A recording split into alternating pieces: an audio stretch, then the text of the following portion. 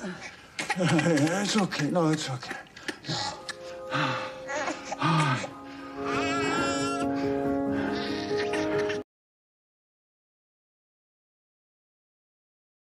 Kisah dimulai 15 tahun setelah dunia runtuh. Serangga misterius menyebarkan virus yang mengubah manusia menjadi monster ganas yang buta, namun sangat sensitif terhadap suara dan getaran tanah. Mereka hanya berburu pada malam hari. Di sebuah peternakan terpencil, seorang ayah bernama Paul berdiri cemas di depan rumahnya yang telah dimodifikasi menjadi benteng. Jam dinding bergerak cepat mendekati maghrib. Di dalam rumah, putra bungsunya, Joseph, seorang pemuda kutu buku yang cerdas, mengingatkan ayahnya bahwa hari mulai gelap. Tepat sebelum pintu baja ditutup, Thomas, putra kembar Paul yang pemberontak dan gemar menjelajah, muncul dari kejauhan. Paul menariknya masuk dan langsung mengunci sistem hidrolik rumah. Over the line!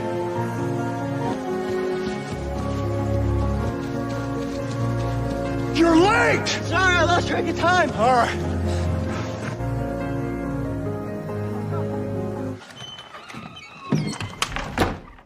Malam itu, saat mereka makan malam dalam keheningan, Rocco, anjing mereka, mendadak menggonggong gelisah ke arah lantai, bukan ke jendela.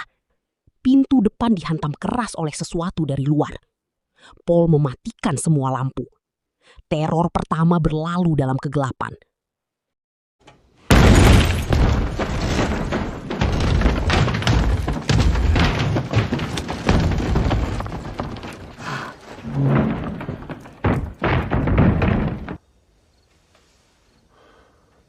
Keesokan paginya, mereka menemukan pintu depan rusak parah akibat cakaran dalam dan cairan asam serangga.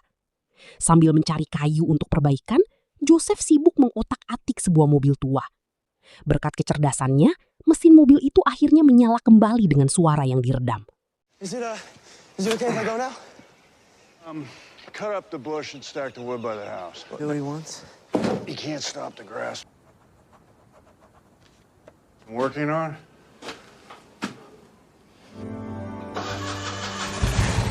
You're probably a genius.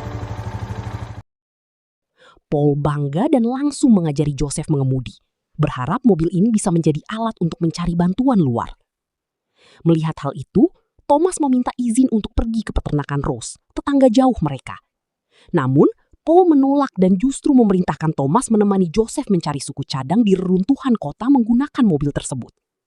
Thomas merasa dikhianati karena ayahnya ingkar janji.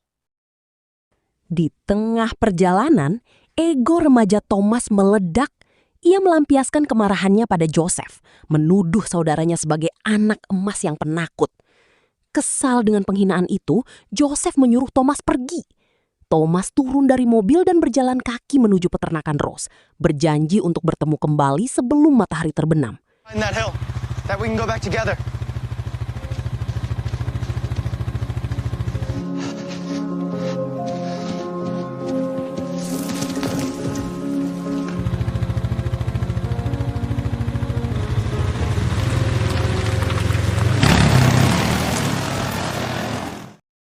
Sore hari, Thomas bergegas pulang. Namun karena terburu-buru, kakinya terpeleset dan ia jatuh ke dalam lubang runtuhan tanah, sinkhole.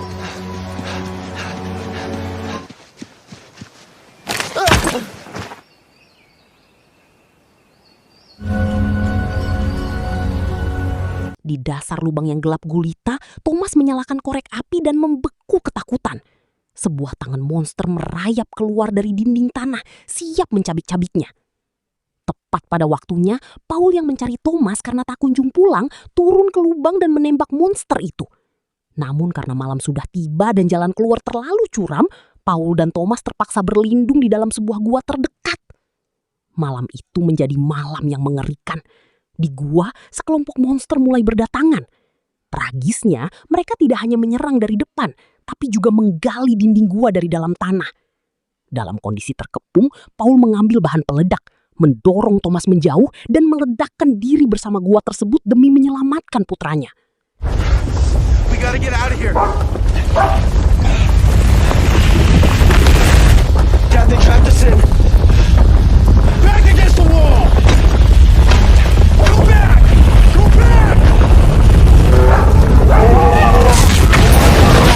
Sementara itu di rumah, Joseph diserang oleh satu monster yang berhasil menyusup. Menggunakan taktik cerdas, Joseph memancing monster itu masuk ke dalam perangkap listrik bertegangan tinggi dari aki mobil yang sudah ia siapkan. Monster itu mati kesetrum.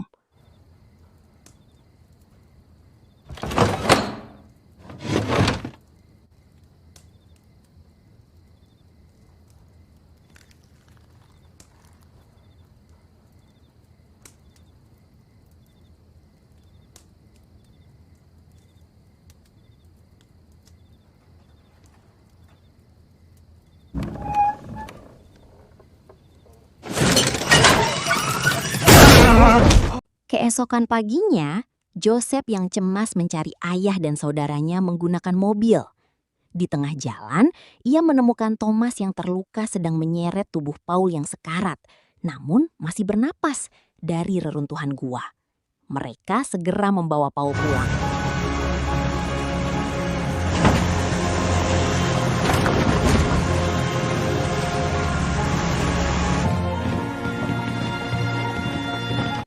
Di rumah, Joseph membedah monster yang ia setrum semalam. Ia menemukan bahwa tubuh monster itu dipenuhi oleh parasit serangga di otaknya.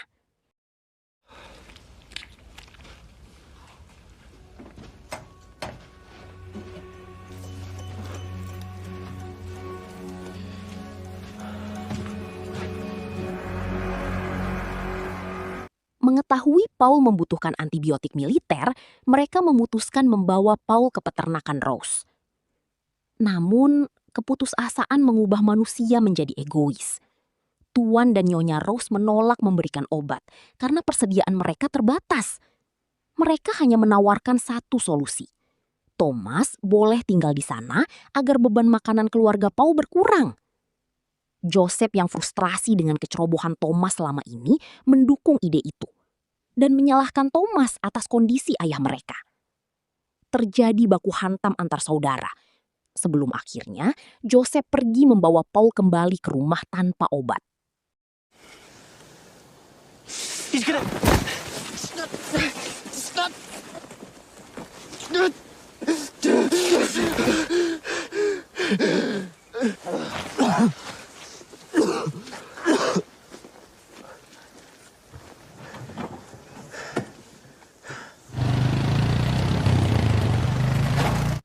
Di peternakan Rose, Hobbs, tangan kanan keluarga Rose, yang iri pada Thomas, menuduhnya mencuri obat setelah Charlotte diam-diam memberikan beberapa botol antibiotik kepada Thomas. Saat Hobbs bersiap menembak Thomas, tanah di bawah kaki mereka mendadak runtuh. Ternyata ribuan monster telah menggali terowongan raksasa tepat di bawah peternakan Rose. Tempat itu berubah menjadi ladang pembantaian.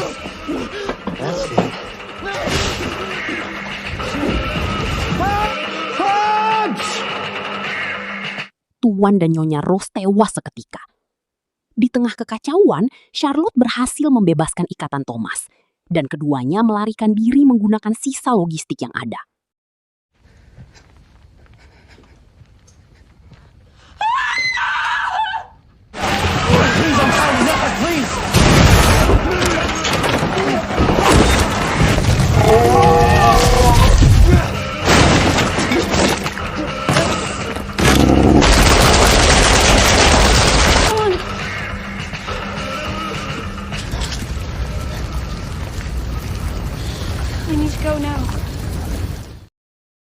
Di rumah, Joseph menyadari hal yang sama. Lantai rumahnya ambles, memperlihatkan lubang hitam besar yang dipenuhi getaran monster. Thomas dan Charlotte tiba tepat waktu dan langsung memberikan obat kepada Paul.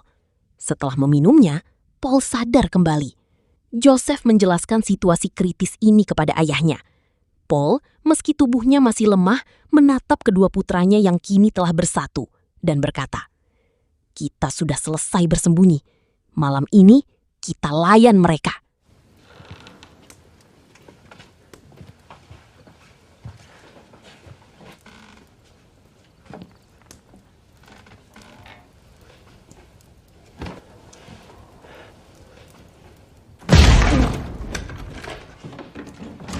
How the hell did you get up here? Yeah, I'm fine. Dad?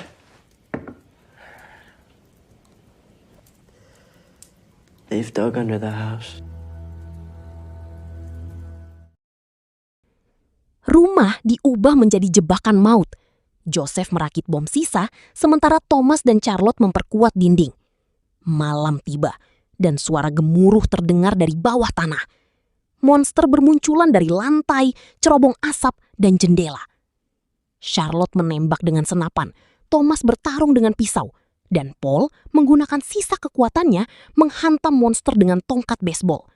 Namun, jumlah monster terlalu banyak. Rumah mereka sudah dikepung total dari segala arah.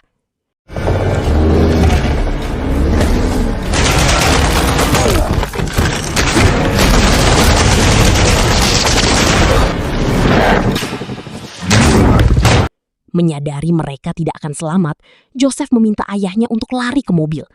Namun Paul telah mengambil keputusan. Ia tahu tubuhnya tidak akan bertahan lama karena infeksi, dan ia memilih menjadi umpan. Paul mendorong ketiga remaja itu ke dalam sebuah freezer raksasa di Rubana, basement, yang telah dilapisi baja peredam getaran. "Kalian adalah bukti bahwa manusia belum kalah," ucap Paul sebelum mengunci pintu freezer dari luar. Paul memicu detonator utama di ruang tengah. Boom! Ledakan dahsyat menghancurkan seluruh rumah beserta ratusan monster yang ada di dalamnya.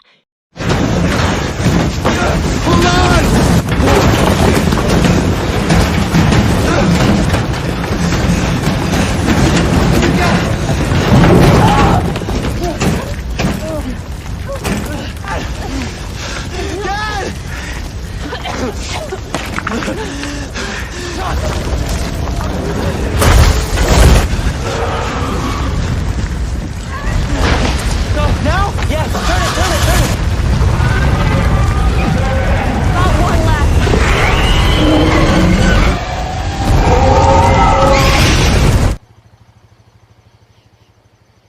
Dan film pun berakhir. Jadi, pesan yang bisa kita ambil dari cerita film ini, kehancuran dunia seringkali mengikis kemanusiaan dan memicu keegoisan. Namun film ini mengingatkan kita bahwa kekuatan terbesar manusia bukan terletak pada senjata, melainkan pada persatuan keluarga dan pengorbanan. Thomas dan Joseph membuktikan bahwa ego dan perbedaan akan runtuh ketika kita sadar bahwa kita saling membutuhkan. Pada akhirnya, peluru terbaik untuk melawan kepunahan bukanlah kekerasan, melainkan harapan yang diwariskan oleh generasi sebelum kita untuk terus bertahan hidup. Itu